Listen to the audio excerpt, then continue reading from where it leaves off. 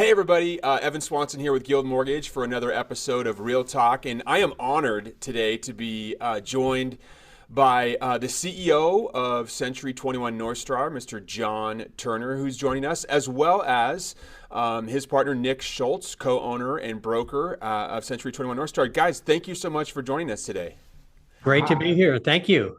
And I'll mention that my teammate Whitney Minnick was the one that kind of brought us together, and I know she's kind of embedded herself in your Tuesday tour group and all that stuff, and just always talks about what a fun time she has. And since we had a chance to do our prep call last week, I've been so excited about this because you guys have so many awesome stories to tell, and you guys also have a few, I think, really cool things about Century 21 Northstar. So let's get into it. I don't want to give it all away, but number one, I want to highlight you guys are super unique. You guys are a local brokerage. You guys also have offices in 3 other states, but you have something unique about your office that a lot of other real estate brokerages don't. And I'll let John, if you don't mind, maybe you can mention the 2 business functions that you guys have. Oh, absolutely. It's two plus. So yes, we're a real estate brokerage. We're with the most recognized name in real estate, Century 21. But we also, in addition to that, a little bit different is we're a property management company. We're one of the largest property management companies in the Pacific Northwest region, and so that's single family homes, apartments, things like that. And what makes us unique again is that we do condominium management, HOA associations. So the 3 of those are kind of a package, and we share information among our system with that. It's a nice bonus for realtors who work with us that we have that kind of information for them. Yeah, that's awesome. And we're going to talk about kind of the symbiotic relationship around that. You guys also are one of you are the biggest gay-owned business in Portland area, as I understand, as well, which is something you guys should be really proud of. Yeah, how did that happen? I don't know. That came out of the blue. I was really surprised to see that. We had the business journal and other colleagues within the industry tell us, because we had no idea. I guess we were just busy growing and expanding. But yeah, we found out when we were told. Well, we're very proud of that, and it comes with a little bit of responsibility too. We've kind of upped our involvement in the gay community. Yeah. I've been a leader in the gay community in a few different ways. We had a gay church in Portland. If anybody remembers MCC on the corner of 24th and Broadway, I played the piano there for 10 years. I was on the board of directors, and more recently, Nick and I are part of the LGBTQ plus Alliance for Real Estate Professionals. We're participating in that as well. Which is awesome. That's an alliance that has been founded in the last years, but has really grown, as I understand, and grown in recognition amongst the industry peers as well. So that's awesome. You guys are doing that. And what makes it what's so awesome about your growth is that now that I understand the backstory of how the property management got started, which we're going to get to, it's just so great. But I want to go back kind of to the beginning. And John, you grew up in LA. And you told the story about going to the Navy and how that was such a turning point for you. So maybe tell the brief story about how you got in the Navy, and then how your life changed through your time there. Yeah, the Navy. I'm proud of the Navy as well. And growing up in LA, I think I was a little bit of a hoodlum, and maybe I don't like to say I was in with the wrong crowd, because I always hear judges say, you were the wrong crowd. They're in the wrong crowd. But yeah, so after knocking around a little bit, I thought, the Navy sounds good. And people said, don't do it. You're going to go to college, do that instead. But no, it was probably the best thing I ever did, because I had no direction whatsoever. And when I got in there and I got that uniform on, I just felt like I'm finally doing what I'm supposed to be doing for the first time in my life. Mm-hmm. So, that was a profound change for me. I didn't become an admiral. I just, I was a mechanic, worked up in Point Mugu, which is just north of Malibu. And I was in the reserves for about 3 or 4 years.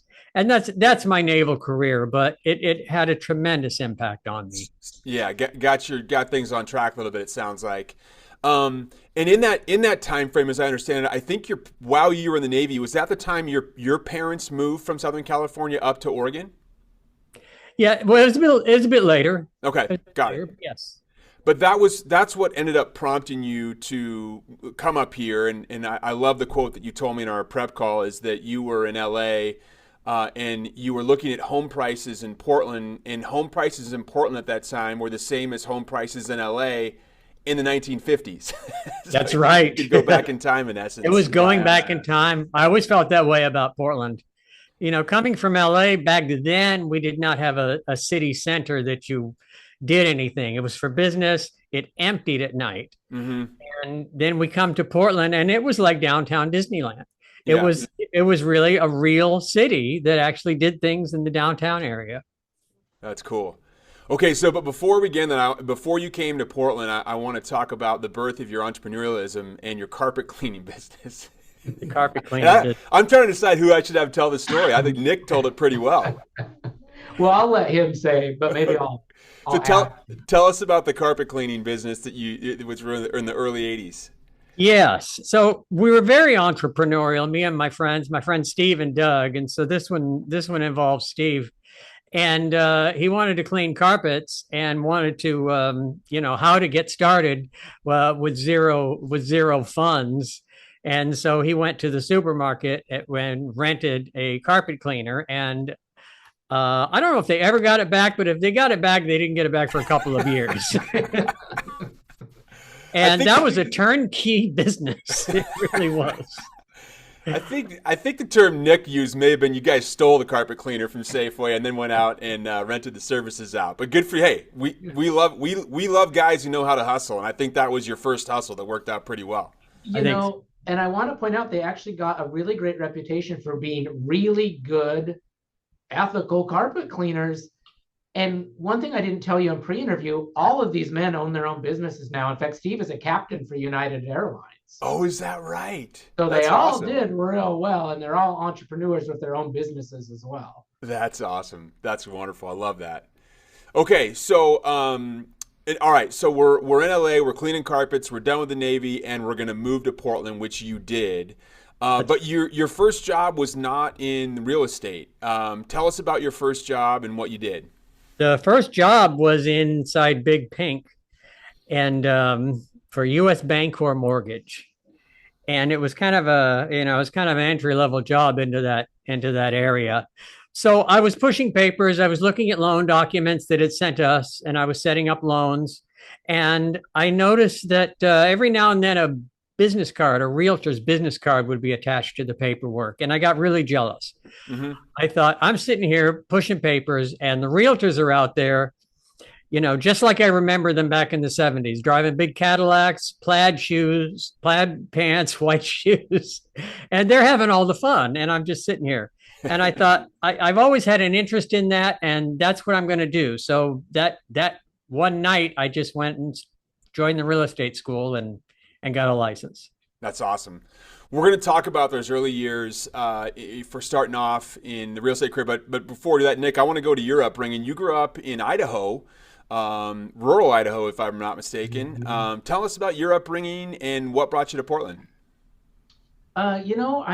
I was, as you mentioned, from a small, very remote. We had to drive an hour and a half to 2 hours to go school shopping. So it was very remote. I was raised by a single mother, and I think it's interesting. All these years later, I would have had no idea that I was going to end up running and owning a real estate firm in multiple states. But I learned a lot about real estate from my single mom working. She went to school and became a really well-known emergency room nurse.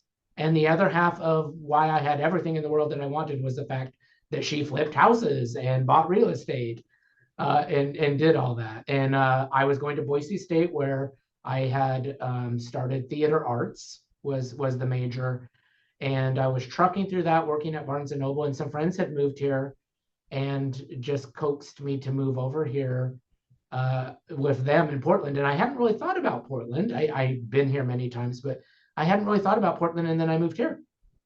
Mhm. Awesome. And you, as early on, were real involved in the performing arts here, correct?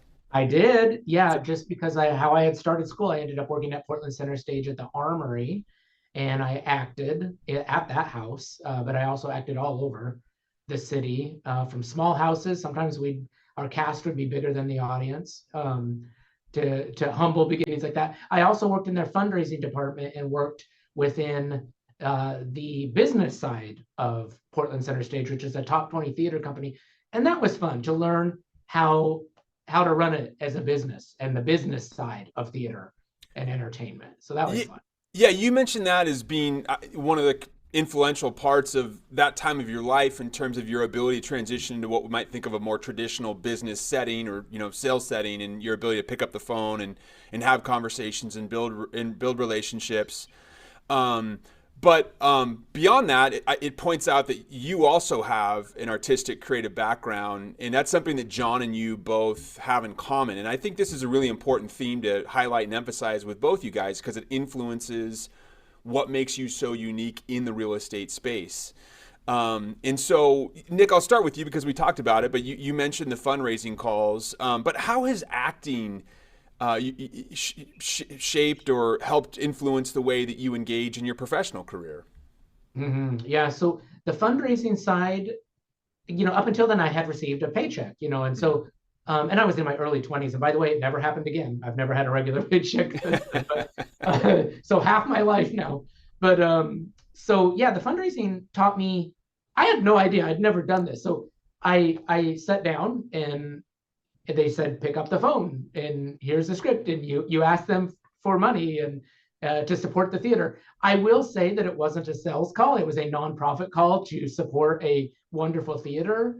So it wasn't the toughest. I guess you'd call that a warm call more than a cold call. Sure.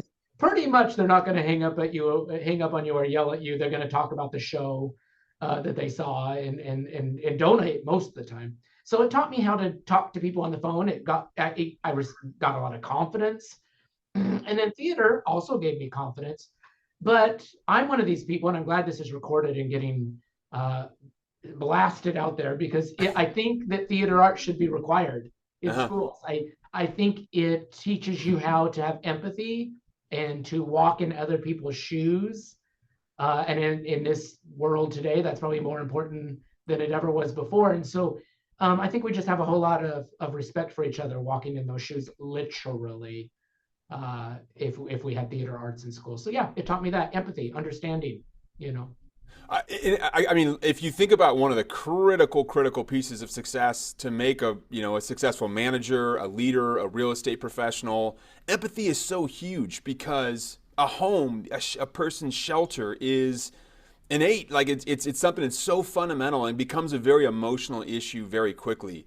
And your ability, I think anyways, to listen and try to understand where that person's coming from makes you such a better person than others to actually help solve their problems or help find the solution they're looking for. So empathy, I think, is one of the critical components of a successful real estate professional. And if acting is what was the vehicle that allowed you to obtain that skill, well then perfect. I agree with you. That sounds like a great thing that most real estate professionals. I wish I had more empathy. So maybe I should look into acting classes. John, I think you're pretty empathetic, but yeah. I know you're humble about this, but you are an extremely accomplished pianist, varying styles, classical background. You've been playing the piano since day one, virtually, correct? That's right. Yeah. That's right. And how has that creative outlet informed or shaped you as CEO of Century 21 Northstar or as a real estate professional? Sure. I think every entrepreneur is an artist and is a creative person, because the entrepreneurship is kind of the same thing. You've got to come up with new ideas. You've got to, and you've got to get out there and overcome the stage fright and actually do things. That's why Nick's acting background is so critical, excuse me, in training realtors, because for them it's showtime when they go out in front of clients, and he can convey that really well. But yes, the piano was my instrument since I was a child, and I played it. And I told the story. I mastered Fear Release when I was young, and then I kind of dropped the piano until I heard Elton John on the radio, and realized that he had back in those days about 10 hits on the radio. Mm-hmm. and I didn't know they were even all his, but they were my favorite songs. And so I was just drawn to that music at a very young age. It took me back to the piano with extreme confidence and a different style of music. So that's it now. As I got older, I got back to Beethoven because it's a little more intellectual, a little more, a little more fulfilling as a long time, vocation. Yeah. But you're so you mentioned, the creativity, the imagination that entrepreneurialism is, absolutely. But I think, Nick was the one that pointed out in our pre-interview call just about you're a very detail-oriented person as well, because playing some of those classical pieces with precision is really what it's all about. And that attention to detail is what it takes to separate yourself as a real master versus, a hack like me, for example. But obviously being detailed in the real estate transaction is incredibly important in terms of, watching timelines and all those things. Anyone who's ever sat down and tried to learn a piece of music knows just the repetition and, the grit and the just sitting down and working through it. So that ability, your work ethic, I think in a lot of ways has probably benefited as well. I think this is really important because here we are, we've got two successful businessmen in our society. And I think that there's a narrative that if you want to become a successful business person, you have to do finance, you have to do business management, you have to do, economics. And here's two guys that grew up with, real exposure to the creative side. And here you are. And I would argue that you are probably better served given those backgrounds than had you, memorize spreadsheets from day one. So it's awesome. Well done. No, thank you. So all you art majors out there, stay in class. Keep doing what you're doing. You never know. All right, let's go back to the beginning, kind of the seeds of your real estate career. So this is now in the early to mid 90s, John, and you got licensed and you went to work for? It was Prudential Northwest, which is now Berkshire Hathaway. That's right. Yeah. And we mentioned this on the pre, but Burt Waugh, a quick tribute to him as a local real estate leader that influenced a lot of really big, productive real estate professionals. And one of the things that I was really drawn to when we talked about this early on is this is 1993, 1994, and you're using the personal computer more than anybody else in the industry. So how did you get your hands on one, and how did you figure out that could give you a competitive edge at that time? Well, yeah, and they were just, so much of these things that we have now were new at that time in the 90s. And so, yeah, I had a little notebook computer. I think said IBM. It weighed a ton. It was a clunky thing. And but my beginning into the career, I won't ever say I was the best salesman or anything like that. But when I got into the office, people were struggling. The seasoned agents and people like that, they were really struggling with the technology, and they wanted a computer and how to use it and how to use it for real estate. So I became, I was a large company. We had 800 agents, and I became the go-to person to actually go buy your first computer, buy your first digital camera, those things, and teach them how to use it, buy a printer, teach them how to print flyers and all of that. And navigate them through the software, which was in its infancy at the time, the RMLS. Gosh, I can't, to think about what that was like at that time, but it was better than the phone book of listings that we had. Yeah. And CMA programs. I wish I still had them. I had CMA, they'd come on a little 3x5, I think is what it was, and take forever to run and put out a clumsy thing. But it was a primitive CMI program that worked. Yeah. So I became known for that, and I got to know a lot of agents really well that way. That's awesome. That's amazing. You also had a really influential mentor at that time named Joan Hennings. Now, I didn't know Joan, but she was one of the top producers for Prudential in that era. What did she do for you? What did she teach you in those early days of your career? Joan, yes, and Joan unfortunately passed away back in those days. Joan, she taught me a lot about real estate. She was a master at real estate. Mm-hmm. Now, Joan was probably less than 5 feet tall, less than 100 pounds. But she was from New York. She went to high school in Manhattan. So she had a personality. When she walked in a room, you knew she was there. And she was either your best friend or your sister or whatever. She could bond with people like I have never seen before. Hmm. And it made me realize what the most important qualities of a real estate agent are. That's what it's all about. They say it's a people business, but look at what a master can do with it. Look at how she handled people. Yeah. So it was amazing. Yeah. Being able to connect and engage and all that stuff. Yeah. But she also you, at one point in time you asked her about what she would have done differently, and this ended up being influential to the course of your professional career. So share that story. It certainly did. It certainly did. She said, if I had it to do over again. Now, she was the manager of the Tualatin office before I was, and everybody knew her. The funny thing, there was always a line outside her door of other agents waiting, asking questions. Anyway, she said to me one day, if I had it to do over again, I would have started my own company 20 years earlier. Yeah. And, so that she'd have more independence, that she may have something to sell at the end of her career. Sure. Sure. So that planted a seed, obviously. That planted a seed. That always stuck with me. I will throw out this. There was a book called Rich Dad, Poor Dad. I've read it. It's one of the fundamental ones that every young adult should read, I think. I do too. Because that has an important message in it about where wealth actually comes from. And if you want to try it on your own as an entrepreneur, it is about starting a business, because the businesses are what generates money. Mm-hmm. Yeah. So that's what I did when I was done with Prudential. I started my own company, Turner Properties, and we opened a little office in the Southwest Portland. And the timing of this is important. What year was this? This was about 2004, 2005. Okay. Yep. So all those who are paying attention to the housing market, 2004, 2005, very, very healthy years, but it ended up being basically right before the crash. So you start Turner Properties, you're getting it off the ground. All of a sudden, it's boom time, and then bam, 2007, 8, 9 happened. And this became influential on how you, again, showing your imagination, your creativity. Tell us how you shifted your business given the changing conditions in the marketplace. Sure.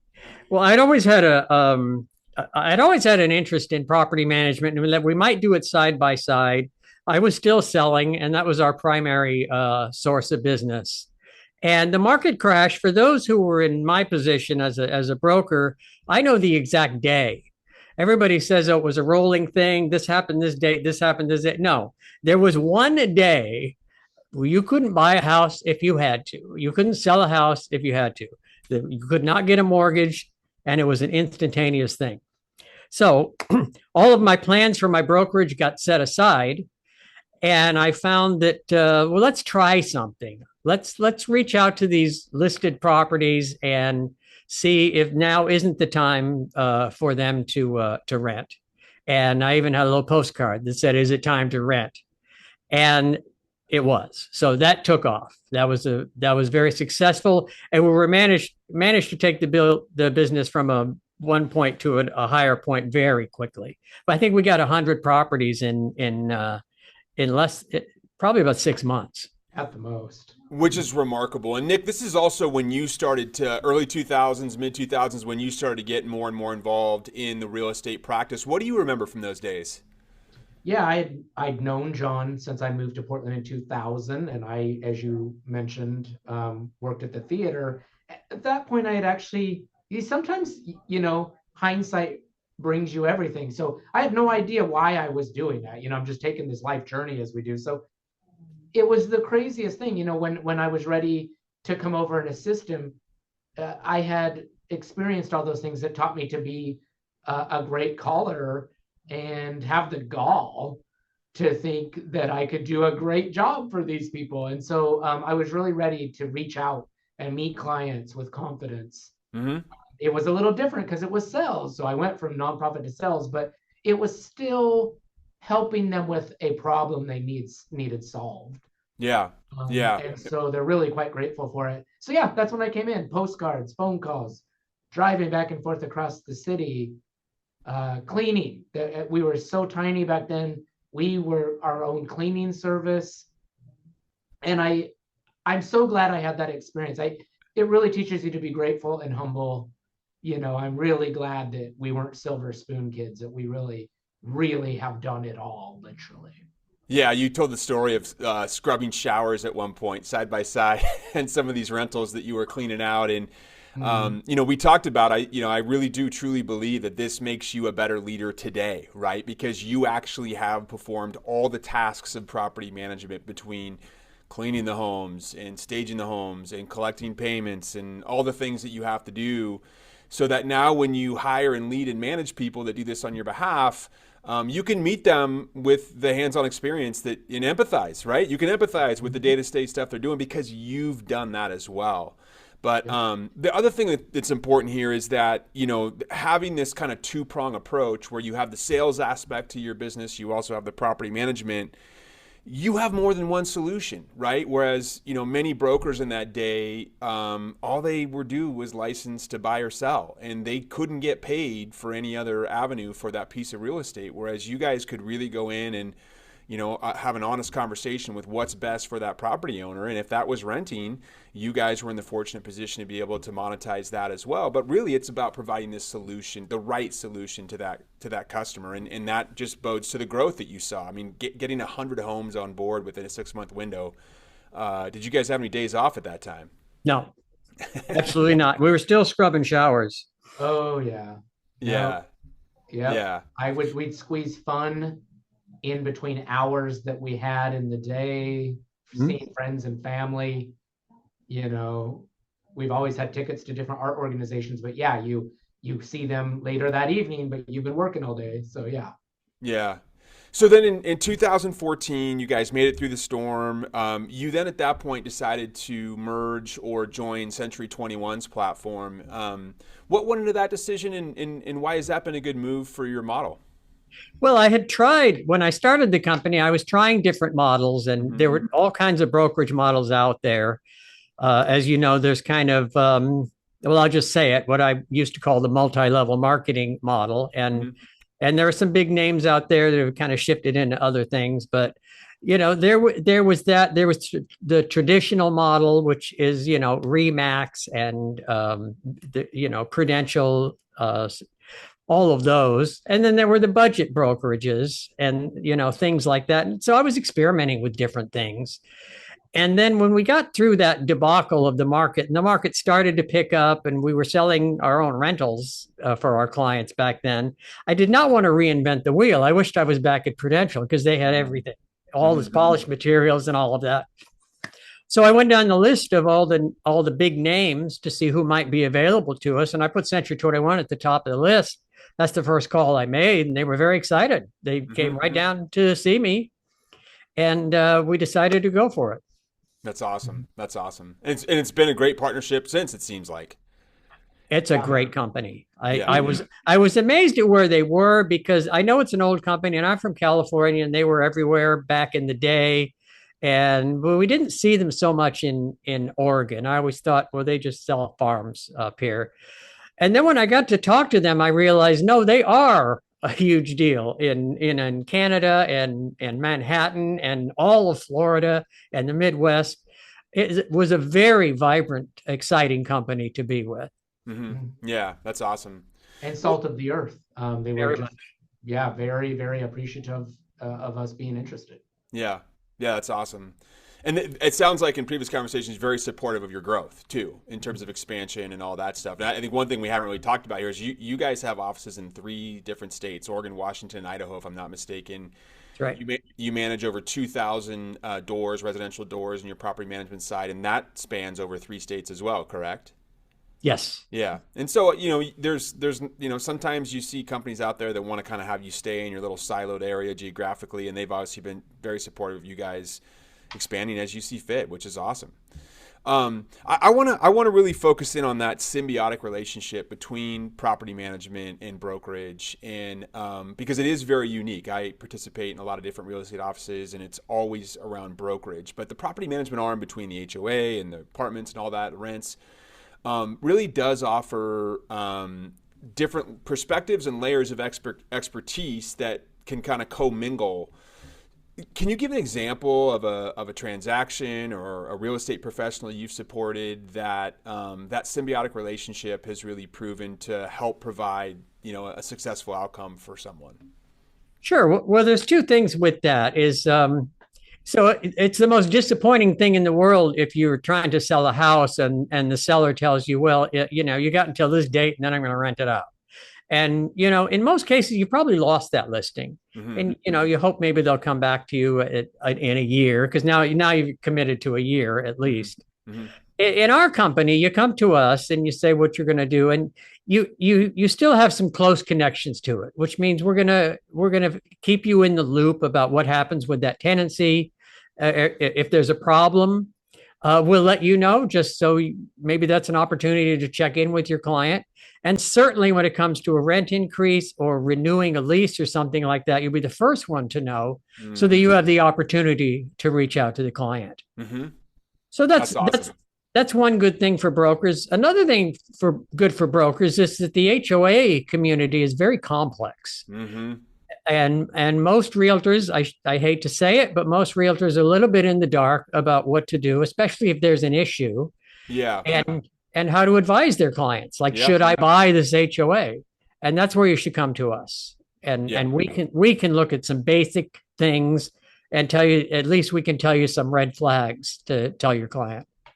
And that's huge. I mean, I don't think consumers necessarily really truly understand the dynamic. And when I'm talking to someone looking to buy a condominium, and I'm not saying this to be discouraging, but I just want to be transparent. Say, hey, you're buying into a small democracy basically, and that small democracy owns the common area or the building or whatever. And there's a management team, or and those people are making decisions on your behalf. And there's a lot that can go on and a lot that could be harmful. And you may not have control over it. And you're right, there's a lot of realtors who either don't necessarily appreciate the importance or significance of that, or just don't even want to get involved because they don't want to take on the liability. So to have a property management firm on site with experts there that understand how HOAs operate, I can imagine is such a tremendous benefit to the real estate professional and the client. So that's awesome. That's great. Well, that's awesome. So a couple of things I want to kind of talk about here. I'm curious to know, and Nick, I want to talk to you because one of the things that you really talked about in our pre-interview call, what has your career in real estate meant to you? I feel like maybe you had a bit of a chip on your shoulder coming out of your upbringing, and to see you as a co-owner of the largest gay-owned business in Portland, and a real estate firm that spans over 3 states. Look at you, man. Look at you. I thank you for that. Yeah. As we talked about, I think, there's some ego involved in it. When you're the skinny little gay kid from the small, dusty farm town, I had some wonderful, I have to be honest, I did have a pretty wonderful, idyllic childhood, but also, that wasn't a place that was necessarily safe or comfortable. I don't think a lot of people had grand thoughts of where I would go in life. Yep. And so there's a little ego behind being a success when some significant amount of where you came from probably didn't have any belief in you at all. Yeah. Maybe even empathy for the struggles you're going to have, in a condescending way, even if they didn't mean to. So yeah, so there's some ego involved in working hard in being a success in any industry. Yeah, that's awesome. John, a question for you. You've been in the real estate business now a long time, over 30 years. You've seen a lot transpire. You were an early adopter of technology. I would argue maybe an early adopter of a unique business model. What do you see for the future of real estate, given all the change that we see in our society? There's a lot of change. We have a severe housing shortage right now, and that needs to be addressed. I don't know why it's not being treated like it's the end of World War II and there's nothing to do but go out and build houses. So I don't know the solution to that, but it needs to happen quickly. Mm-hmm. The business is out there. So technology went a different way than a lot of people thought. Mm-hmm. The internet came along, and when a realtor could put something on the internet, they were thrilled. Mm-hmm. Everybody was thrilled. It gets exposure. Nobody would say no to it at the time. Mm-hmm. Now, there are people that we call disruptors. Zillow, for one, is a tremendous disruptor because Zillow is not a brokerage. They are just, grabbing the eyeballs from the internet and now selling the leads back to us. So that's a disruption. Mm-hmm. But what I do see is you're going to see some big changes coming in the next couple of years because Compass, it has always fought Zillow and is now going to be the biggest real estate company in the world because they bought Century 21 and that'll close in a year. Mm-hmm. And they bought actually Realgy and all those set of companies. Mm-hmm. So now there will be a company that's nearly as large as Zillow that can take them on. And I think that's going to be a game changer that we'll be seeing next year.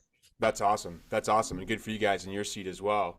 So one of the questions I always like to end on is if you could go back in time and tap yourself on the shoulder in your first day in real estate, now that you guys have the experience and perceptions and you've done what you've done, what piece of advice would you give to yourself? And John, I'm going to start with you if that's okay. Sure. I think hang in there would be it. I like to say, what would I thought your question was going to be, what will I do different? And my answer to that is I almost never would I do anything different because, every mistake is a learning experience. Sure. And I wouldn't want to miss those, at least not all of them. So, hang in there for the long term if this is really what you want to do. And there is ego. You mentioned that entrepreneurs have a little bit of ego. I have a little bit of that. I also have this kind of inability to work for other people. Yes. So I kind of am where I need to be. Yep. You got your domain. You've set up your domain. That's right. That's awesome. That's awesome. Okay, I love it. Basically, what you're saying is I wouldn't do anything differently because you appreciate even when there's been downtimes or mistakes or things that you've learned, that in the end is proven to be a positive because of what you've taken from it moving forward, which is a very mature answer. Nick, how about you? If you could go back on day one of your real estate career, tap yourself on the shoulder and give yourself a piece of advice, what would you tell yourself? There's so many different things, but I think I would just say, worry less. Worry less. I think I did more worrying than I needed to. And just kind of just enjoy the ride. I was so hungry. And when you're running your own business, and it's all on you, it's hard not to worry. So I would say just keep getting up in the morning like you are, working hard, but don't worry, Have faith. It's all going to work out. That's right. It's easy to get caught up in the little things sometime, and I suffer from that as well. Mm-hmm. Well, gentlemen, thank you so much for sharing your story and your experiences. You guys are such an awesome team. John Turner, CEO of Century 21 Northstar, Nick Schultz, co-owner, principal broker. Congrats on all your success you've had so far. Listen, if you are a real estate professional and you're interested in possibly looking for a new home, contact these guys. You can find them online, reach out. Cost you nothing to have a conversation, see if it might be a good fit, but they do really truly have a unique environment, and there's a lot of folks under their umbrella that are having a lot of success, and that could be for you. So Nick, John, thank you so much for joining. It's been a pleasure. Thank you for joining us here on Real Talk. All right. Thank you. Thank you. All righty.